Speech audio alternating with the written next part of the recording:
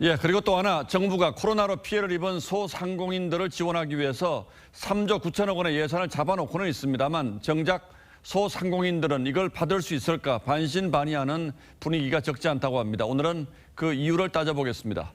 자, 윤석기 기자, 네. 국회가 최근 이 손실보상법을 통과시켰잖아요. 그런데 왜 보상받을 수 없다는 얘기가 나옵니까? 네, 최근 국회를 통과한 소상공인 보호 및 지원에 관한 법률 개정안은 이 집합 금지 같은 감염병 예방 조치로 소상공인이 입은 손실을 국가가 보상한다는 게 핵심입니다. 예. 그런데 가장 큰 논란이 되는 건 손실의 시점이죠. 이 법에 따르면 앞으로 발생하는 손실을 보상하지 지금까지 발생한 손실은 보상 대상이 아닙니다.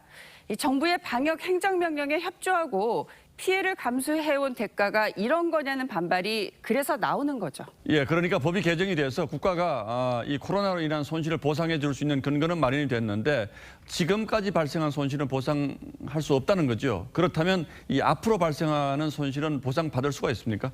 물론 그렇습니다.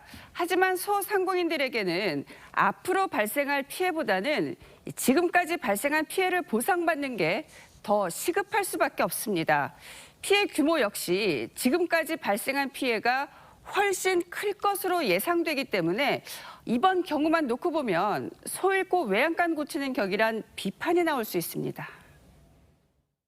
작년하고 올 초반에 손실이 컸던 거거든요. 백신 접종률도 높아졌고 그러면서 이제는 회복이. 예, 물론 입법 원리상 소급 입법은 대단히 제한적인 경우에만 허용을 하긴 합니다만 이번 경우는 가능할 것 같기도 한데 그건 왜 안 됐습니까? 소급 적용을 하려면 정부가 첫 집합 금지를 내린 지난해 8월 16일부터 지금까지 소상공인들마다 입은 손실액을 전부 먼저 파악해야 합니다. 예. 보시는 것처럼 계산은 상당한 시간이 걸리고 그러다 자칫 지급 시기를 놓칠 수도 있겠죠. 이런 이유 등으로 소급 적용은 제외됐는데요. 현실적으로 모두가 만족할 대책은 힘들 거란 의견도 많습니다. 누구든지 뭐 보상을 받고 싶어 하겠죠. 다 해줄 수는 없는 거고 어디까지를 적용하느냐 또 어떤 경우에 얼마를 지원해 주느냐. 자, 그러니까 이 법으로도 과거에 입은 손실은 보상받을 길이 없다. 그리고 형평성 논란도 있다면서요? 네, 이 손실보상을 받는 업종을 놓고도 논란이 있습니다. 대표적인 사례가 코로나 타격이 가장 큰 업종 중 하나인 여행업계가 제외된 거죠. 손실보상법의 적용 기준인 영업제한 행정명령이 여행사에 내려진 적이 없다는 게 그 이유죠. 그러나 여행업계는 피해가 가장 큰 업종을 제외한다는 게 말이 되냐며 강하게 반발하고 있습니다.